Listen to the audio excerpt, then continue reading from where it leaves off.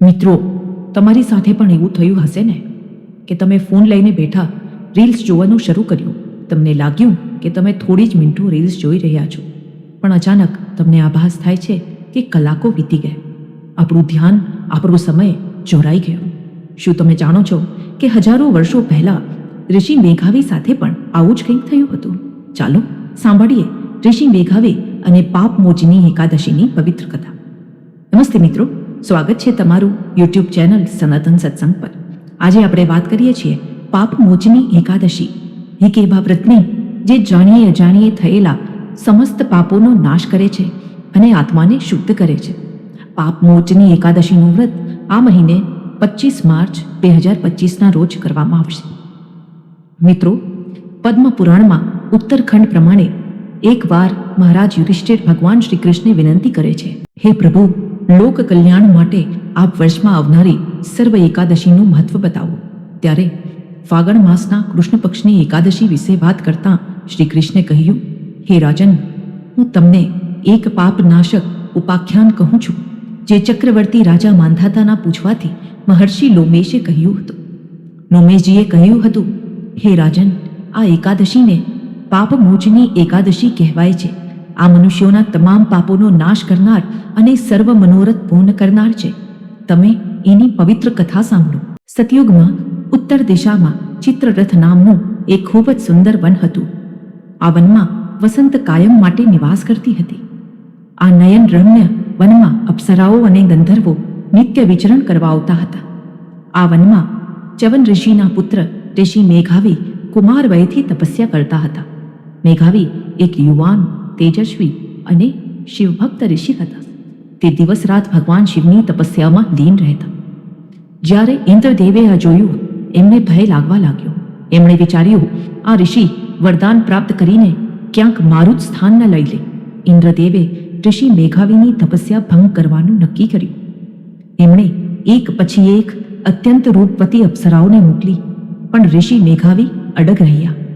અંતે ઇન્દ્રદેવે મંજુઘોષા નામની એક સુંદર અપ્સરાને બોલાવી અને કહ્યું, મંજુઘોષા, તમે ચિત્રરથ વનમાં જાઓ અને મેઘાવી ઋષિની તપસ્યા ભંગ કરો. મંજુઘોષાની સુંદરતા એવી હતી કે ફૂલો પણ શરમાઈ જાય. મંજુઘોષા ચિત્રરથ વનમાં આવી, પરંતુ ઋષિની તપસ્યા ભંગ કરશે તો ઋષિ ક્રોધિત થશે એવા ભયથી તે આશ્રમથી એક કોષ દૂર રોકાઈ ગઈ. તે વીણા વગાડતી અને મધુર ગીતો ગાતી. એક દિવસે ઋષિ મેઘાવી ત્યાંથી પસાર થયા. મંજુઘોષાના વીણાની તાલ અને એના મધુર સ્વરથી ઋષિ અભિભૂત થયા અને મંજુઘોષાને જોઈને એના પ્રત્યે આકર્ષિત થયા. તક જોઈને કામદેવે ઋષિ ઉપર કામ પણ ચલાવ્યું, એટલે એક પળમાં જ તે મંજુઘોષાના પ્રેમમાં પડી ગયા. ઋષિ મંજુઘોષા સાથે રમણ કરવા લાગ્યા.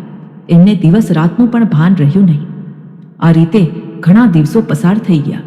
એક દિવસે મંજુઘોષા દેવલોક જવા તૈયાર થઈ અને બોલી, હે મહર્ષિ, હવે મને જવાની આજ્ઞા આપો. ઋષિ મેઘાવી બોલ્યા, દેવી, સવાર થઈ છે, સંધ્યા થવા દો, ત્યાં સુધી મારી સાથે રહો.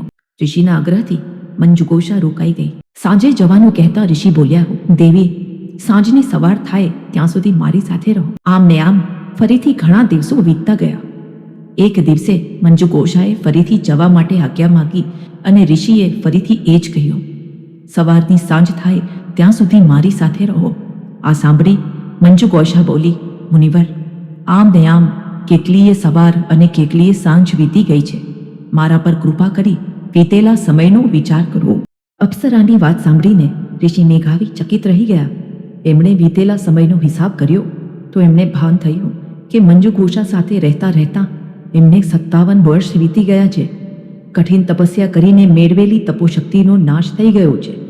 આ સમજ આવતા જ ઋષિ અત્યંત ક્રોધિત થયા અને મંજુઘોષાને શાપ આપ્યો, હે પાપિણી, હે દુષ્ટ, તે કાવતરું કરી મારી તપસ્યા અને મારા બ્રહ્મચર્યનો ભંગ કર્યો છે. તું પિશાચની બની જા. થોડી વાર પછી ઋષિને પોતાની બોલનો અહેસાસ થયો. મંજુઘોષા રડતી રડતી બોલી, હવે હું આ શાપમાંથી કેમ મુક્ત થઈશ? મેઘાવી પોતે પણ પોતાના રસ્તાથી ભટકી ગયા હતા. તે પિતા ચ્યવન ઋષિ પાસે ગયા અને આ સમસ્યાનું નિવારણ પૂછ્યું. ચ્યવન ઋષિએ કહ્યું, પુત્ર, ફાગણ માસમાં કૃષ્ણ પક્ષમાં જે પાપ મોચની એકાદશી આવે છે એનું વ્રત કરવાથી તમને બંનેને પાપ અને શ્રાપમાંથી મુક્તિ મળશે. બંનેએ શ્રદ્ધાથી વ્રત કર્યો. વ્રતથી એમના પાપ નાશ થયા. મંજુગુપ્તા પિશાચ યોનિમાંથી મુક્ત થઈ અને દિવ્ય રૂપ ધારણ કરીને અપ્સરા બની દેવલોકમાં પાછી ગઈ. ઋષિ મેઘાવી પણ પાપમાંથી મુક્ત થયા અને પાછી ઘોર તપસ્યા કરવા લાગ્યા. શ્રી કૃષ્ણએ કહ્યું, હે રાજન, જે મનુષ્ય આ વ્રત કરે છે તેના બધા પાપોનો નાશ થાય છે. આ કથાના પઠન અને શ્રવણથી અનેક ગણું પુણ્ય મળે છે. બ્રહ્મહત્યા, ચોરી અને વ્યભિચાર કરનારા પણ આ વ્રતથી પાપ મુક્ત થાય છે. એટલે હે રાજન, સૌએ શ્રદ્ધાપૂર્વક આ વ્રત કરવું જોઈએ. એકાદશીના દિવસે સવારે ઉઠીને સ્નાન કરી ભગવાન વિષ્ણુની પૂજા કરવી, દીવો, ધૂપ, ફૂલ અર્પણ કરવા. આ દિવસે નિર્જળા કે ફળાહારી ઉપવાસ રાખવો અને બીજા દિવસે દ્વાદશીના રોજ પારણું કરવું. પદ્મપુરાણ કહે છે કે આ વ્રતથી તમારા પાપો દૂર થાય છે, મનોરથ પૂર્ણ થાય છે. આજના સમયમાં પણ આ વ્રત સાર્થક છે. વ્રતથી આપણું મન એકાગ્ર અને શરીર સ્વસ્થ થાય છે.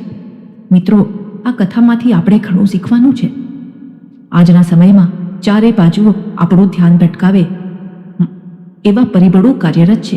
સોશિયલ મીડિયા, ટીવી, ઇન્ટરનેટ લોકોની નિંદા, ઈર્ષ્યા વગેરે આપણું ધ્યાન ભટકાવી આપણને આપણા લક્ષ્યથી અને ઈશ્વરથી દૂર કરે છે.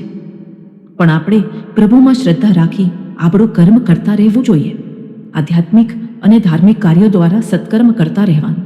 જેમ મેઘાવીએ પાવરમોચની એકાદશીથી પોતાનો રસ્તો પાછો મેળવ્યો, તેમ આપણે પણ આ વ્રતથી આ ભટકાવમાંથી મુક્ત થઈ શકીએ છીએ.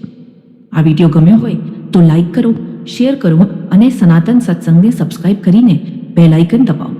ભગવાન તમારું કલ્યાણ કરે. જય શ્રી હરિ.